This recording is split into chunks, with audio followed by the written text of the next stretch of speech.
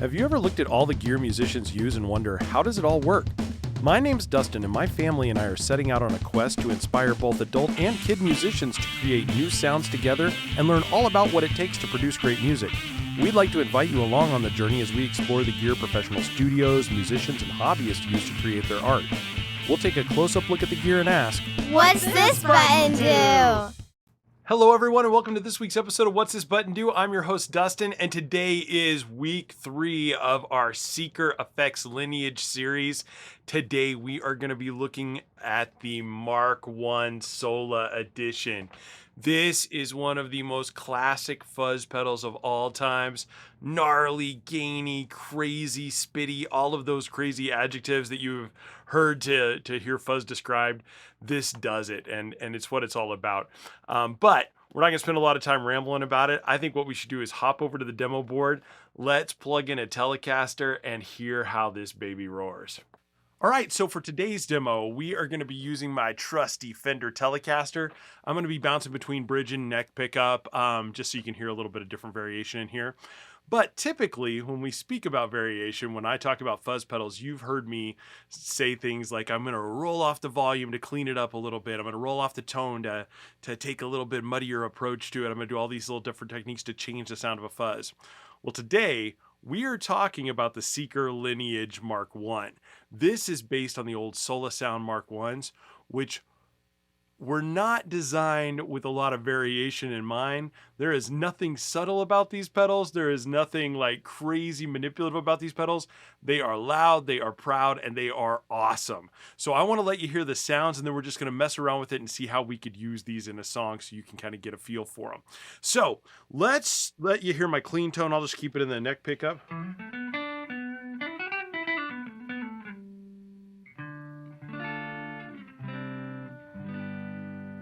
Cool, nothing fancy there. In the bridge. Cool. All right, so now let's turn on this beast and see what happens. Now you notice right away, I've got the level set at about 9 o'clock. Well, here, let's just go ahead and set that level at 9 o'clock. I've got the attack barely turned on, and watch what happens.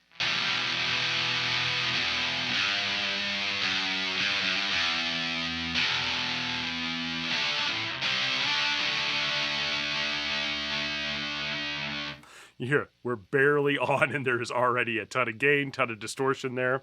The level really can get loud. If I turn that up to about noon.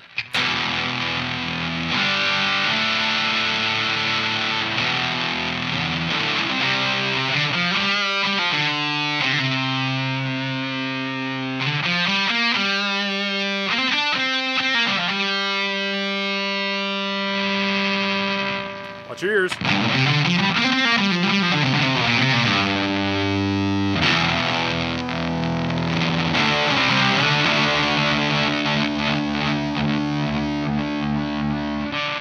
Typically, I'll run these back here around the noon, 10 o'clock level. You don't need to get a whole lot out of this to really get killer distortion. Maybe a little louder.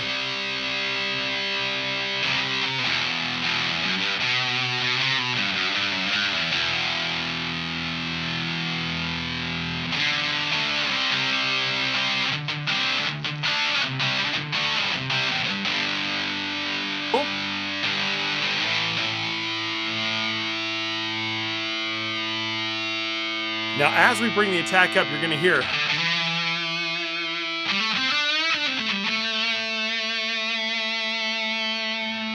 Attack's not really changing the characteristic of the fuzz. It's giving it a little bit more sustain, bringing out just a little bit more of the high mids and the high trebles, but really it's not a massive change to the tone. It's more about sustaining those notes. But now I want you to notice this. I just rolled the volume of my guitar all the way up, and I've got this, you heard, it's pretty loud. But you'll notice there's not a lot of distortion sound coming in through the back. It's relatively quiet.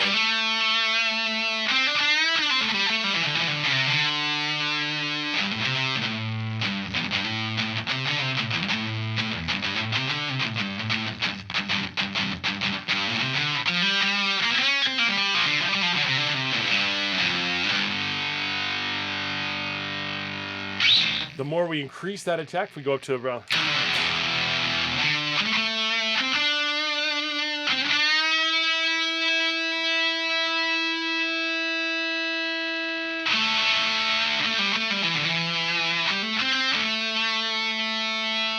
And we max it all the way out.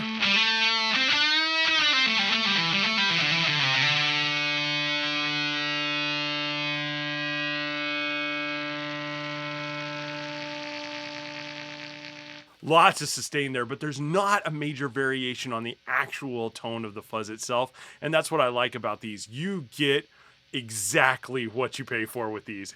Once you find that sound, once you find the guitar that it works with and the right settings on your amp, you are going to get the same sound consistently through this pedal. And that's what's beautiful about it. Makes it a fantastic touring pedal. Now the Mark I's were interesting because it really is a 3 transistor fuzz. This one is based on the later Sola Sound ones, not the very, very first Mark I. You can actually order that version of it.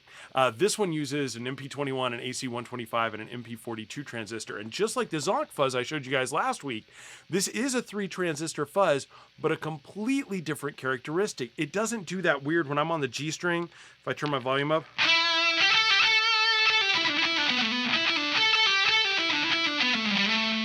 no matter how hard I'm picking,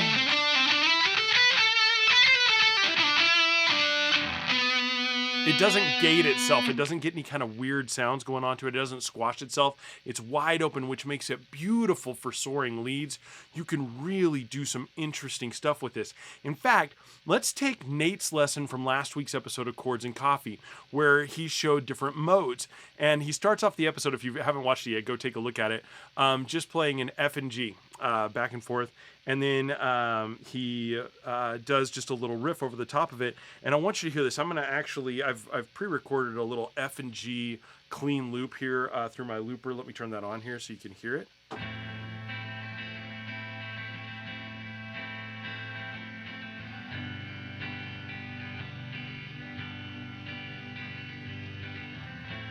Cool, so nothing crazy there. I'm gonna turn that on and I'm just gonna solo over the top of it and let you hear how this sounds if you're using it to solo over the top of something like that.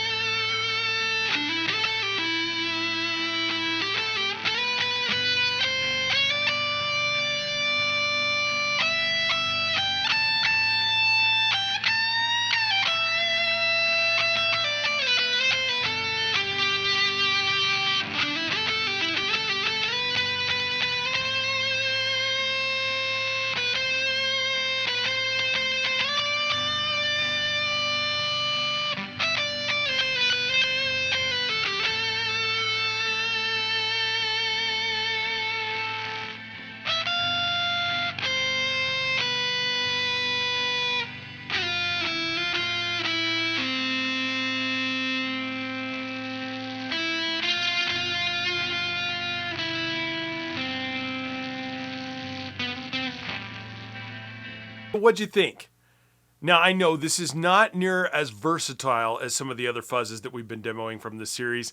The Mark I, it can be tamed a little bit. It can have a little bit of edge on it, but really, it's all about that fuzzy gnarliness that you get out of, there's just nothing quite like it. But I hope you heard in that little bit at the end there, that little soaring gain that you can get, especially if you add a little reverb, a little delay to it. These can be amazing for lead. They're not just about fuzz and grit. They can be a beautiful soaring lead, a la like a David Gilmour kind of sound. You can get some really, really, really cool lead lines out of these. So don't just write them off as a fuzz.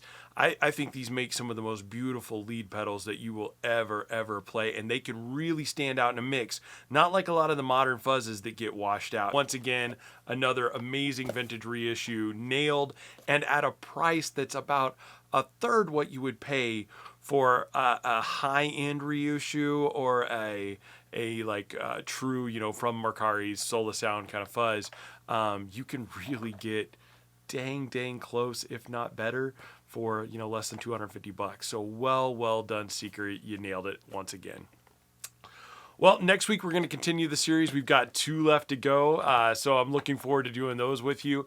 Thank you, as always, to my friends at Palen Music for hosting us this week and letting us come out and show these to you. Please go down, check them out if you get a chance. And as always, please, if you're on Instagram, follow me over there. I'm going to be doing more demos of these. We've got some upcoming ones based on last week's pedal and some more in the future that I've got lined up. It's going to be a little slow there for the next couple of weeks while my mother-in-law is undergoing her chemo, but once we get things stabilized a little bit, I'll have some more content for you over there. Well, thank you so much. I hope you have a wonderful week. I can't wait to see you next week for the next part. Take care. Have a wonderful week.